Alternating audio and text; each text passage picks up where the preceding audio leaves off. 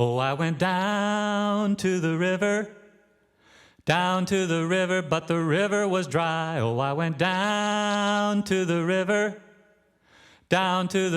of peace. Oh, let's go down to the river and fill up the river, 'cause the river is dry. Oh, let's go down to the river and fill up the river with peace. Oh, I went down to the river, but the river was dry. Oh, I went down to the river of love. Oh, let's go down to the river and fill up the river, 'cause the river is dry. Oh, let's go down to the river and fill up the river with love. Oh, I went down to the river, but the river was dry. Oh, I went down to the river of harmony. Oh, let's go down to the river and fill up the river, 'cause the river is dry. Oh, let's go down to the river and fill up the river with harmony.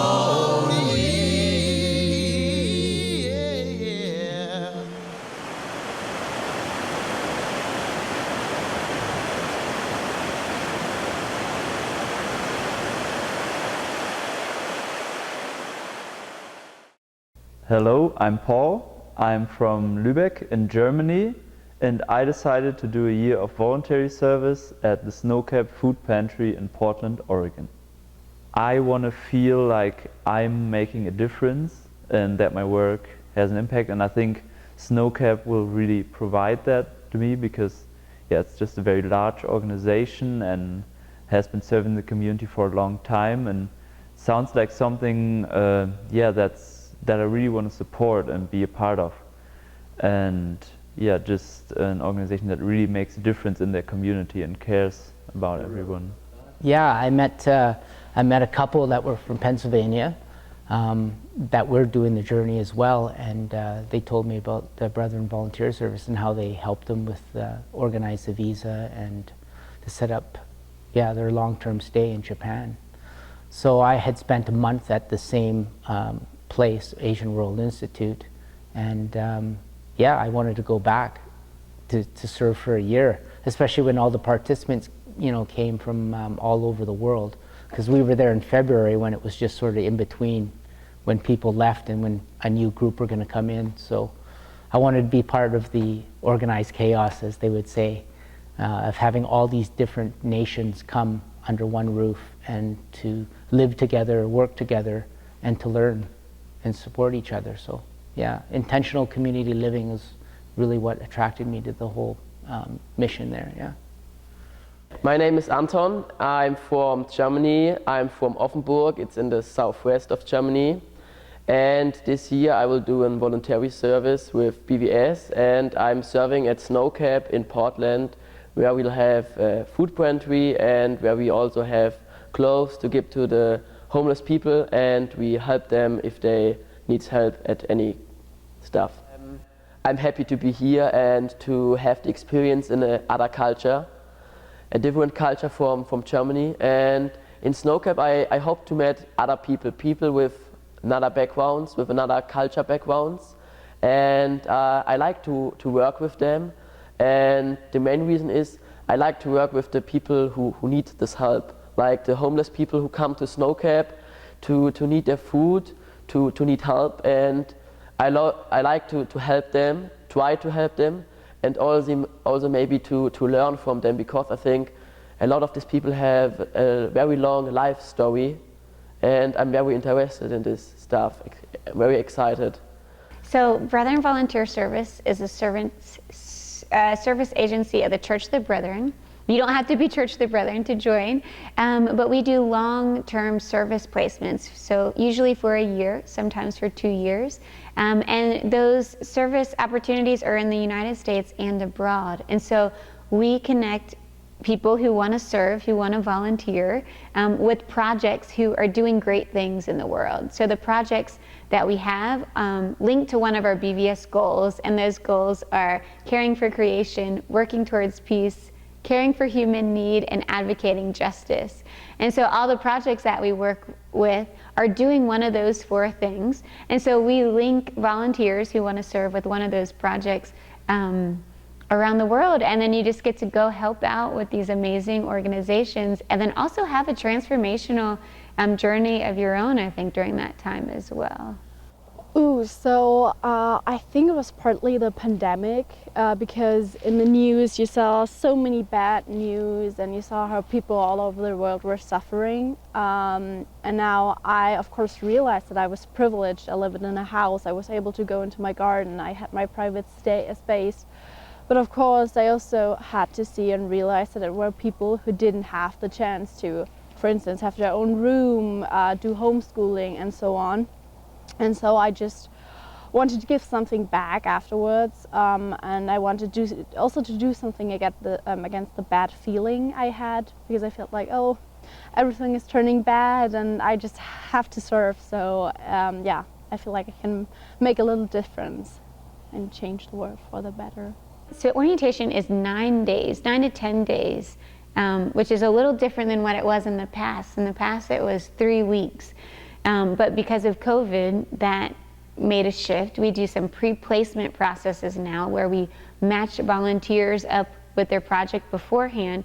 So now within those 9 days, it's really packed with information for the volunteers, and almost every single thing we do has a learning opportunity for it. It's not just because we're doing it just because we feel like it. There's a learning opportunity. If that's, creating food groups where they are gathered with a small group of people and preparing meals and on a budget. So that's a challenge. We cook on $1 per person per meal. So if we have 12 volunteers, $12 per meal. So that's one of the things that we're teaching is, how do you live on a budget? How do you live simplicity, not having to buy all the fanciest things? It also helps to kind of empathize with the people that they're going to be working with.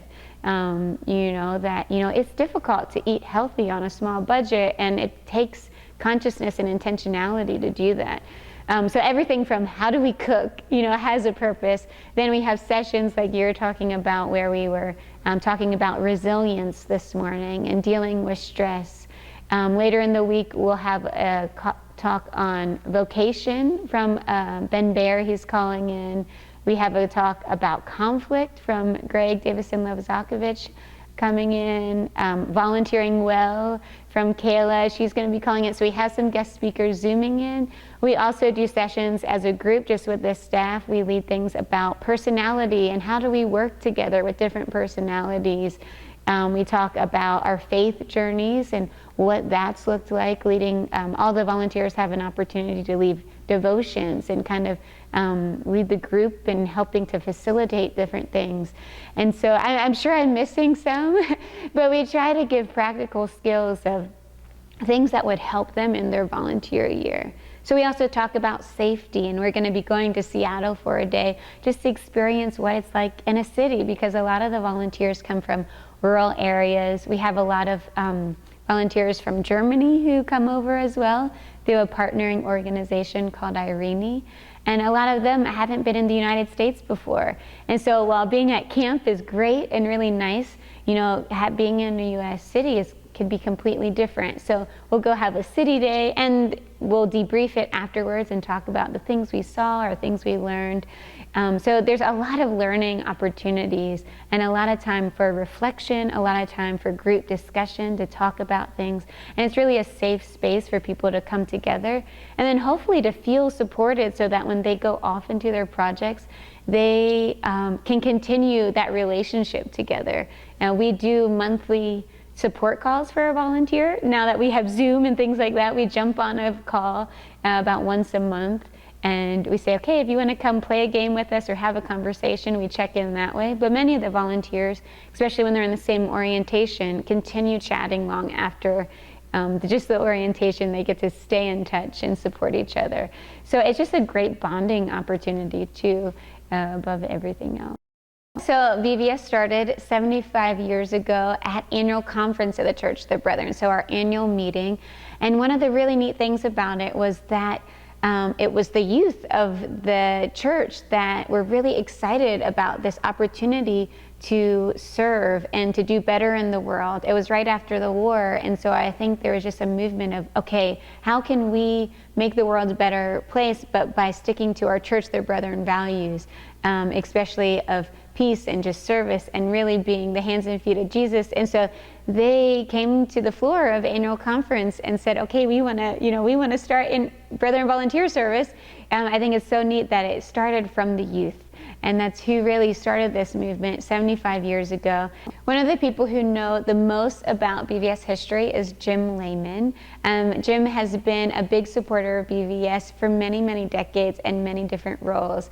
And he has one of the best tellings of how BVS came about. And so we would like to share that with you right now. Now I want to tell you a story about something that most brethren can agree on. And it's also a story of passion, but a different kind of passion. After World War II, the young adults in the Church of the Brethren came to have an enlarged vision and a great deal of energy. We were still mostly farm people. These were farm kids, but the war, I think, changed everybody and everything, and we just became more aware of the world, whether we were farmers or whoever we were. And the young people of that era began to think about the globe. And I think some of our global consciousness, if it didn't start there, but that post-war period gave us a tremendous boost. And these young people began to meet together. And at annual conference in 1947, a man named M.R. Ziegler, many of you know that name. He's one of our Brethren heroes. He was in charge of Brethren service in Europe. And he came back telling the young people stories about the suffering that he was seeing in Europe. And the National Youth Cabinet called for a round-the-clock prayer vigil for peace that began at that conference. And that evening, it was after one of the sessions, and M.R. Ziegler used to say, it's the meeting after the meeting that's the meeting. They were talking, and Kermit Eby, who's another Brethren hero, a man who was very active in the labor movement, he said, if you want the Brethren interested in peace, you have to get the ideas of the young people out into the churches. I would say that's true today as well. And so for that whole year, the young people, young adults were thinking about this. Some of them were going back from conference on the train, and they decided to keep this prayer vigil going. They were thinking, they were moved by what was happening. And the following summer, no, it was later that summer, in Salinas, Kansas, they had a work camp at Peace Institute. And Dan West came and gave leadership. And Dan West is another of our Brethren heroes. And these young people were so moved and so excited that they extended the 2-week camp to 3 weeks. They actually had schedules that permitted that. Wouldn't it be nice if we had that kind of flexibility today? And they, at the end of the institute, they lighted candles and put them on little pieces of wood and floated them down the stream that was near the camp as a symbol of the light that was going out into the world. Well, they kept these prayer vigils going for a whole year, and so they really came into annual conference in 1948. They were stoked. They were full of prayer, but they were also full of the, excuse the expression, the piss and vinegar of young adults. They were a little dissonance there.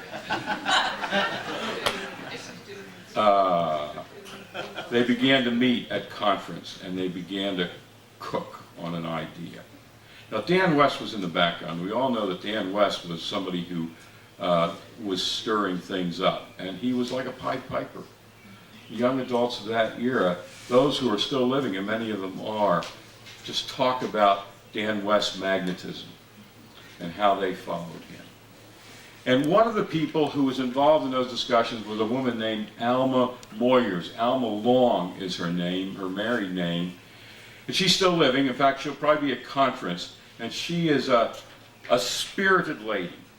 I don't know what she was like as a young woman, but she must have had a lot of energy. And she and Dan were on a radio program, local radio program. The Brethren do that sometimes, local community. And she just found herself saying, I interviewed her many years later, she said, I felt moved.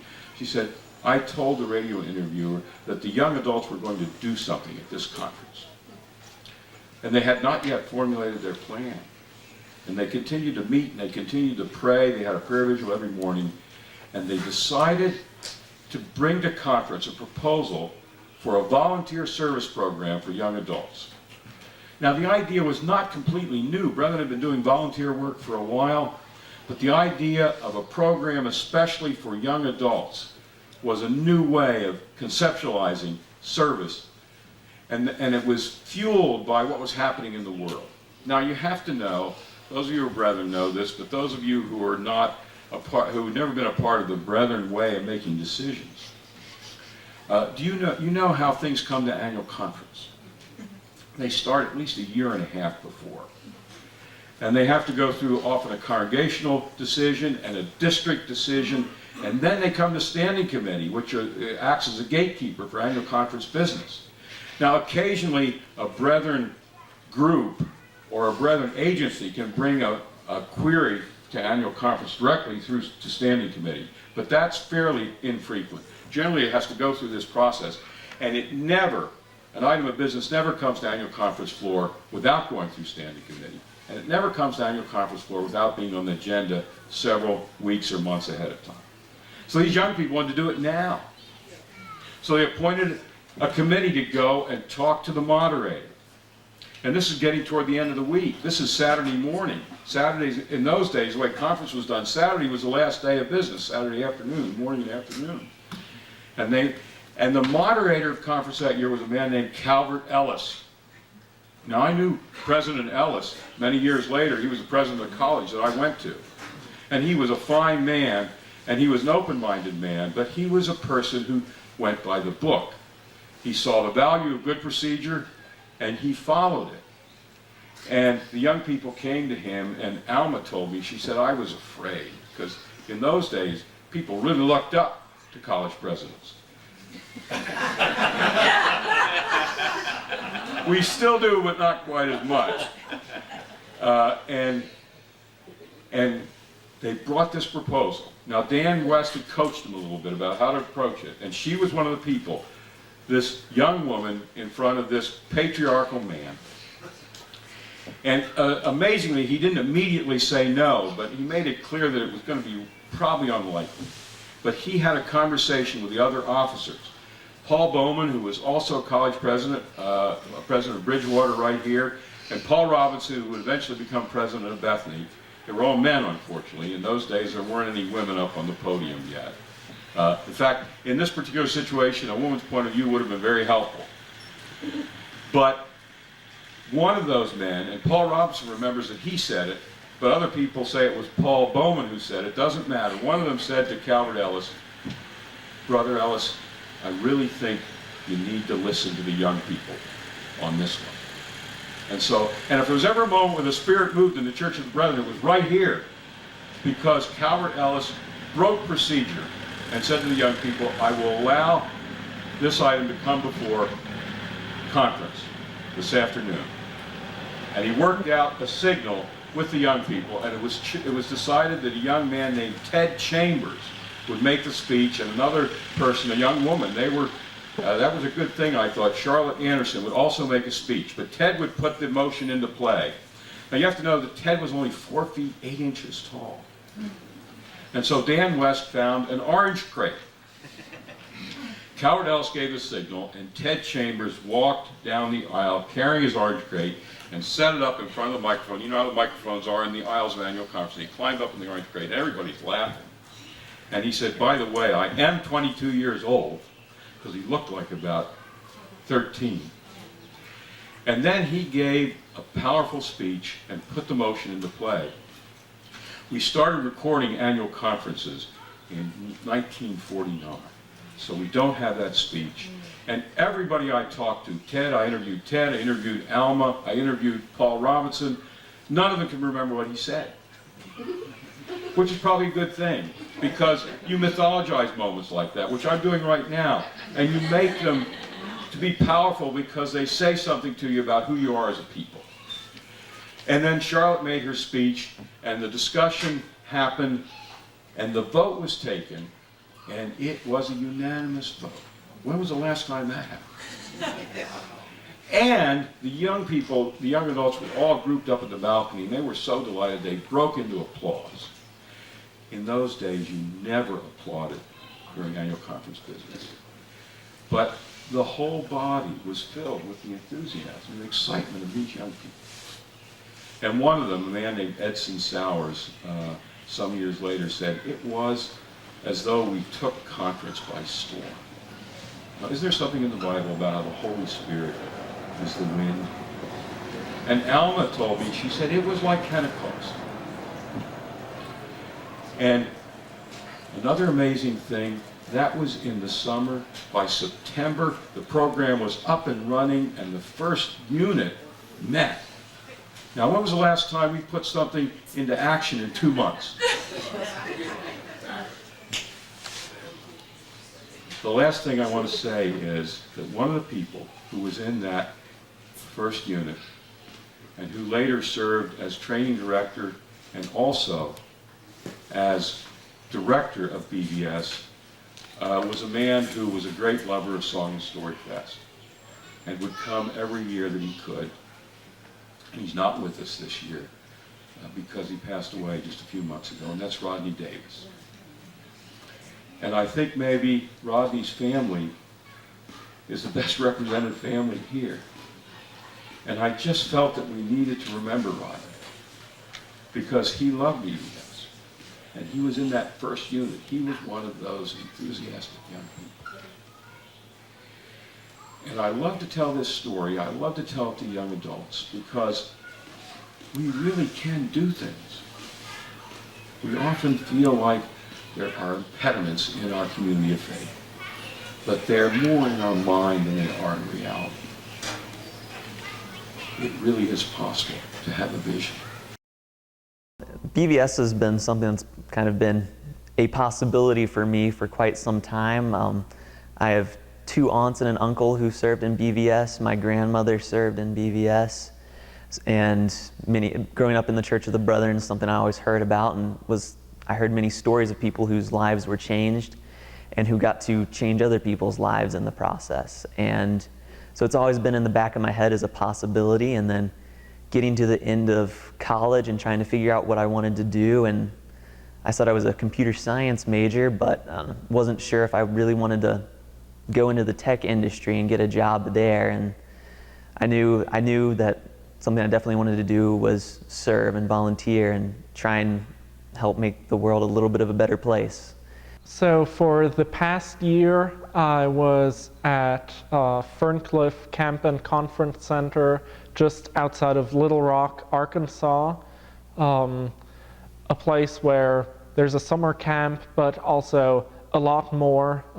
They work a lot with disaster assistance programs through Church World Services, which is also something a lot of brethren know about and work with, packing those different types of kits, like the flood buckets or hygiene kits.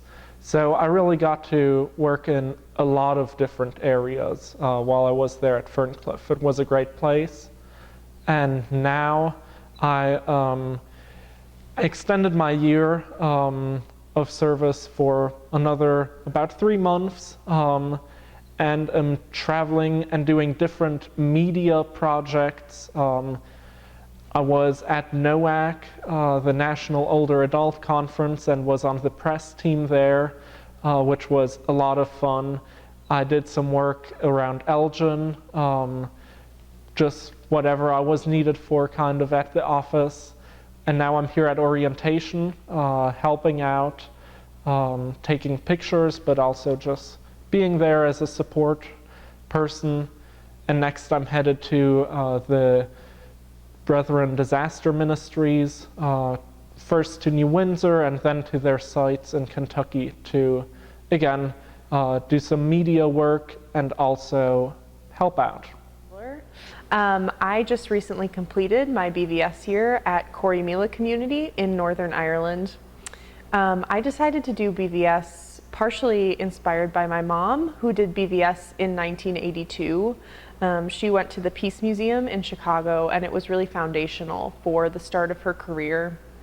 She continued on a human rights trajectory that was really inspiring to me throughout my childhood. I continued to be somewhat involved in the Church of the Brethren, going to summer camp, but I wasn't particularly involved until I decided to go to college at Manchester University, where I majored in peace studies and philosophy. After 4 years at Manchester, I became the peace studies coordinator there for 2 years and worked for the program, and then wasn't sure what my next move would be, so I considered Brethren Volunteer Service, and it seemed like a really great opportunity. I thought that I wanted to go abroad, but I wanted to be somewhere where I knew the language and was familiar with the community, so I decided to go to Northern Ireland, the Corrymeela community. I had an amazing year there with a cohort of about 10 other volunteers from all over the world. It was a really impactful experience. I had done so much theoretical work around community development and peace building in the classroom through the Peace Studies program at Manchester that I really wanted to put that to practical use in a community, especially one that had been so affected by conflict, like the Northern Irish community with the religious conflict. I received so much experience with youth work and with working with diverse groups of individuals that would come to Corrymeela Center in search of some kind of programming or some kind of like learning, development, encounter with other groups of individuals that was really powerful. I learned how to lead a group, how to facilitate sessions well, but also how to create a cohesive volunteer community and live in a shared living space that was completely new to me. That was not something that I kind of came to Corrymeela with the skills to do. So that was really powerful. And one of my goals going into that year was to kind of figure out what my next step would be after BVS. And I thought that was kind of a pipe dream. Like I didn't think that it would actually happen, that I would find what my next move was, especially career-wise. But I found a real passion for the volunteering experience. We can make a difference. Peace starts with you and me. Working out our conflicts when we disagree. Peace starts with me, we may disagree. Me and you, much we can do. Turn off TV, so much else to see. Something nice just may suffice. Recycle trash, cans and glass. Scatter seeds, pulling weeds. We can make a difference. It starts by asking how. To find creative answers, let's get started now. Asking how, get started now. Peace starts with me, we may disagree. Me and you, much we can do. Turn off TV, so much else to see. Something nice just may suffice. Recycle trash, cans and glass. Scatter seeds, pulling weeds. Yes, we can make a difference. Let's get started, let's get started, let's get started now.